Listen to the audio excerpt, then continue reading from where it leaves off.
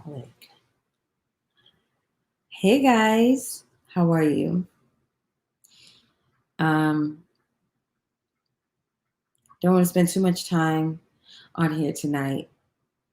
I am on here because I want to talk about dream killers. And I want to talk about dream killers because I feel like, I'm just kind of processing certain things myself. And I feel like I'm realizing that there is some fear that I'm coming up against. And I think that the fear that I am experiencing is because of certain um, things that have been planted in me to make me feel like I'm taking things too far. You know, I constantly have this fear of, you know, the rug being pulled from under me, or like, when am I gonna bottom out? I'm doing okay now, but am I gonna bottom out? And sometimes that fear makes me hesitant to take risks and go to the next level. I tend to do it anyway, but what I'm saying is that doesn't take away that a lot of times I'm doing it in fear because, what if I mess up? And sometimes that fear can come from not just self-talk, but from people on the outside who kind of have boxes, right? That they have created for themselves and that they live in, and it keeps them safe. And so in an effort to keep you safe and to keep your expectations realistic, um, they kind of give you those same parameters, right? So I talked about this earlier today. Hey, Honesty Joy, thank you. I love you too. And so I was talking about this on Instagram today about how um I've just been thinking lately about how I want more, right? I want I want more. I'm at a and it's funny because it's one thing to be in a season of transition because you have to transition, like a job ended, or yeah, like something has ended, and so it just makes sense you're kind of being pushed out. It's a totally different thing when things are going fine and you just want something else. You just want something different, you just want something better. And then you have this fear of, well, am I trampling the blessing that God has already given me? Am I um am I uprooting myself too quickly? And so sometimes that fear can stop us from actually moving forward in faith that things will go great. Because just like there's a chance that things won't go great, there's probably a greater chance things will go just fine. I've had certain things, said, like if I say I want to live in a particular neighborhood, I've gotten little snide remarks. Or even, with me getting a master's of music degree with the intention of being a college music teacher. Well, you don't have to just teach music in college, right? You can teach remedial math. You can teach remedial reading. Well, that's not why I'm going to college. Like, give me room to dream big, you know. And I was saying earlier, like, what if I do have a paid off car, excuse me, that works perfectly fine? Does that mean that I shouldn't get a $1,500 a month car? Why not? Because it's impractical? Who says I have to live practically? Why can't I just spend the money that I earn because I can? What if I want a house on a beachfront? Yes, that's expensive. Yes, it's unnecessary. But why do I have to live according to what's necessary when I can have more than what's necessary? Like abundantly more than what's necessary. Why do I have to be practical? Why do I have to box myself into a just in case scenario? Why do I have to wait to enjoy the life God has given me? Why do I have to wait to enjoy the harvest God has given me? Why can't I cash in on it now? Tomorrow isn't promised to anybody. Not you, not me. Not only is tomorrow not promised, the rest of tonight isn't promised. Somebody's going to die before tomorrow, and it's 10 o'clock right now. Somebody will die before tomorrow. And what would you want to say if these were your last couple of hours? You would want to believe that you enjoyed the life that God gave you and that you took the risks and that you lived whatever dream it is that's on your heart. And so I guess what I want to just say is what the Lord has really been ministering to me is that it's okay to want more. It's okay to believe God for more. God is not offended by us wanting more because God is the God of the most. Look what God did when he created our bodies, when he created the universe. The earth is the Lord and the fullness thereof, the sea and all that is in them. It's all his. It's all rich. It all has God's fingerprint all over it. God is a God of abundance. And not only do we deserve, we are entitled to the abundance of God. So whatever it is that your heart desires, we can submit that desire to God. And it's okay to expect that.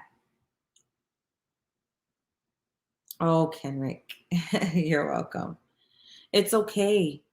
It's okay to want that for yourself. It's okay to expect that for yourself. It's okay to do things that aren't necessary. Nobody needs $700 shoes. Anyone can get shoes for $9.98 that will shield their foot from the floor, right? But why am I going to get $700 shoes? Because I want to and I can. And it's my idea of fun. Whatever your idea of fun is, if God has given you the means to do it, just do it. What is the problem? No one's opinion of you matters. God is not going to put you to shame when you trust in him. He's just not. When you put what you have in God's hands and you sow seeds of integrity, when you're generous, man, those things come back to you. You're going to reap a generous harvest. You know, when you're a giver, when you love on people, when you do right by people, God doesn't turn his eye at that. It may take longer than you think, but once it comes around, it comes around. It's going to overtake you. And it's okay to enjoy it however you see fit. And I think that's what I'm learning. It's okay to want more. It's okay to continue taking chances, even after you've taken some chances and you've won. It's okay to keep taking those chances because you're taking those chances with God. And God doesn't delight in us failing. You'll never find that in scripture where he delights in seeing his children fall. That's not his MO at all. So I don't know if I talked enough about dream killers just now. But the point is, if God has blessed you to make a good income for yourself, good money, it's okay to continue to dream. Don't feel like you're spitting in God's face by wanting more. He's all right. He owns everything. He thinks so little of gold, he paved the streets with it. Wealth is nothing to God. Just ask him for what you want. Yes, Gershon, you've been listening to Dream Killers for too long. Yeah, man. Just don't. People just they put you in the box that keeps them safe and that keeps, and they just want to keep you safe. But man, Peter walked on water. Are you kidding me? That everybody else probably was like, I'm not going out there and you shouldn't go out there. God is like, I run the water. Are you kidding me? It has to obey me. Come on out. Come on out. Take a chance. Take a chance. That's where the abundant life is. In those leaps. In those leaps. So go ahead and leap and surround yourself. What has really helped me is surrounding myself with people who have also taken those leaps. Surrounding myself with people who don't live in lack. Surrounding myself with people who, even if they have nothing, they believe they are rich and therefore they have more than the money in their hand could ever purchase. Like literally, like going to Disney World with $2 in my pocket because the Lord bless, like stuff like that. People that live richly because they understand who they belong to. And so one thing I learned early in my walk with God was that God's ability to bless me is not contingent even upon what's in my bank account. His ability, he gets to decide who, what, where, when, and how he brings that abundance to me. So it frees me up to dream. It frees me up to dream and just kind of allow God to bring it to me how he's going to bring it.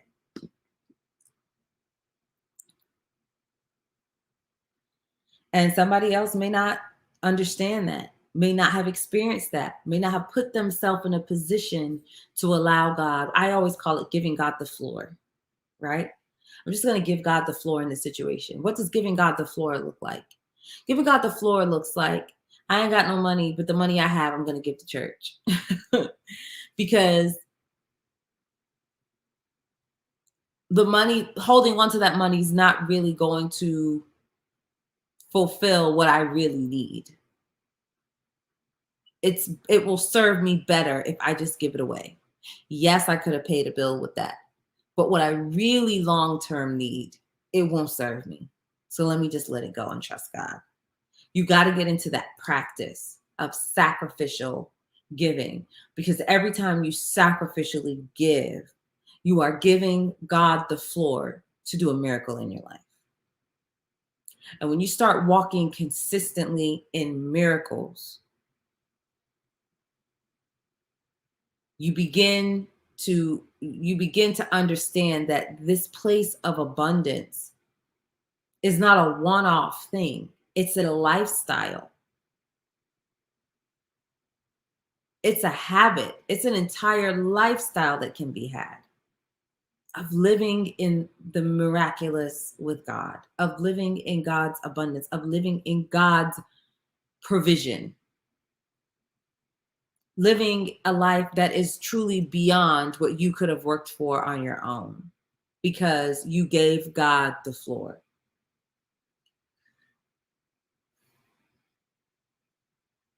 And there's no limit to that, is really the point that I'm making. While some people may limit that and say, hey, look, man, I'm blessed. Some people may be like, look, I make $45,000 a year. Look, I'm blessed. I got my little this, I got my that, I got my that. That's all I need. I got my 2 weeks off. I'm good. For some people, that's 70,000. For some people, that's 120,000. For some people, that's 200,000. Whatever it is, that's them. If for you it's 5 million, that's okay. God is not taken back by you wanting $5 million. Who are you going to listen to? Whose voice is important to you? Whose voice is important? Do you need $5 million? No, nobody does. Absolutely nobody.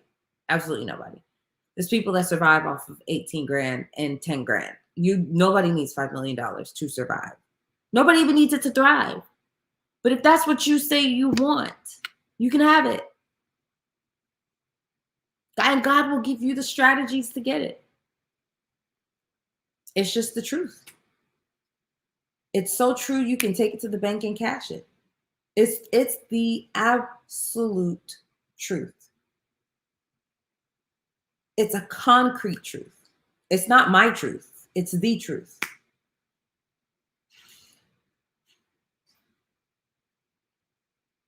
So the only words that matter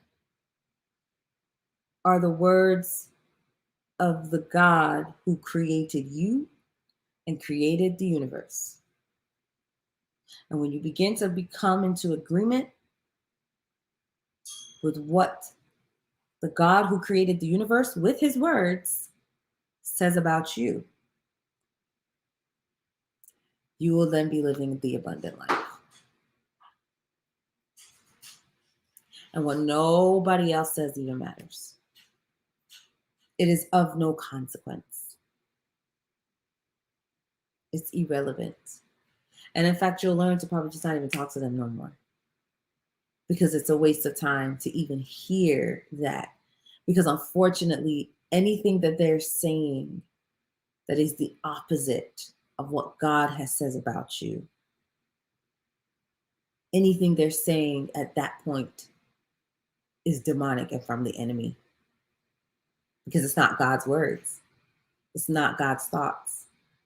It's the opposite of that. It's meant to tear you down. The enemy comes to steal, kill, and destroy. It's not just physical. It's not just spiritual. It's emotional. It's mental. He wants you to think small about yourself. He's going to attack your self-worth so that you don't even go after things. You don't even think you're worthy of it. You got to get to the point where you get mad at that.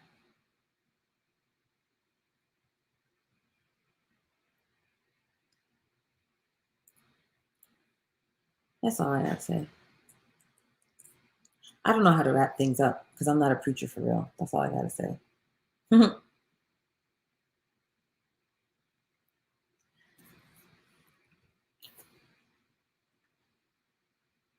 That's all.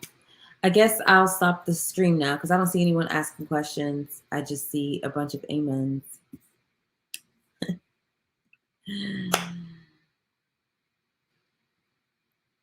You guys have a beautiful night, okay? I hope these words have planted a seed in you that will grow and bloom beautifully. You are very welcome. Have a good night.